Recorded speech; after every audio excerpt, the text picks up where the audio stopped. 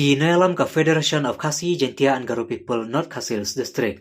Mentakas ngi kilalit bani kenduk sendon ni ka Medical Superintendent jong ka Civil Hospital Nongpo. Hadin bakaseng kalalap baki bor peniat jong ketika hospital ki kendon ka no penuh kejaka pentia kerpang nakamta ki koidi. Harila pentia lang haju berkiriu pajba ki balik Pak Sumar ha ketika hospital sarkar. Habakran syakila patai kubor nak liang ubak Riki Majau Publicity Secretary. Ulang bakum kaseng kadab dak jing sukya. Halor kajik pentia lang ki koidi ki benaran apdang kajing syak Sumar bat kiriu pajba. Ki balik Sumar ha ketika hospital kepalawan rapan ban kajing seiri ki pajba. Ulang ru kat kerdan sibil hospital kalau dibendon kajaka pentia kerpang nakamta ki koidi ki basyak Sumar om bat pentia lang berki pajba. Ha kebana kalian ka Dr. Dibla Medical Superintendent kalau pensyai shkina alam. Baka de kajing kamnya jong kajaka ha kebana kalian jongka kan sashim kia lor teka kam. Namar kumbalong mental asu kentiu kerdan tangka kerteng kalba ka building terikam kadang long kumju.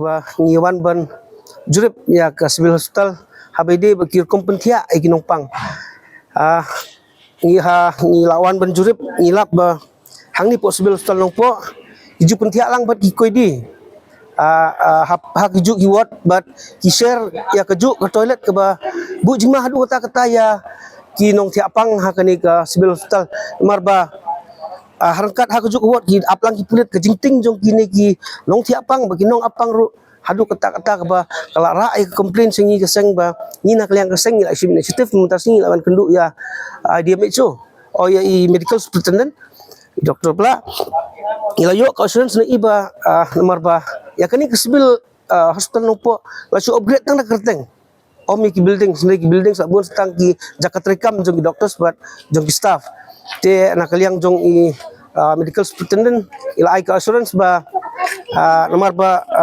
kani ka way ke building ke ba song rekam da di DMHO ba on sa shift no sa ka way pat ka jaka nomor ba ke building construction menta kadang ulong 80% bandap kinsa shift no hi ke DMHO ya ki staff ni DMHO office but kinsa perkat ke batmai pat ban pelrung ya kita ki special cell namta ki koidi hangni hapo civil hospital nongpo tigla airu ka assurance ba insertion initiative habai day bat kino ikam ki badang sa bat perkiri ya kani ka civil hospital om tang da kerteng rebat kam.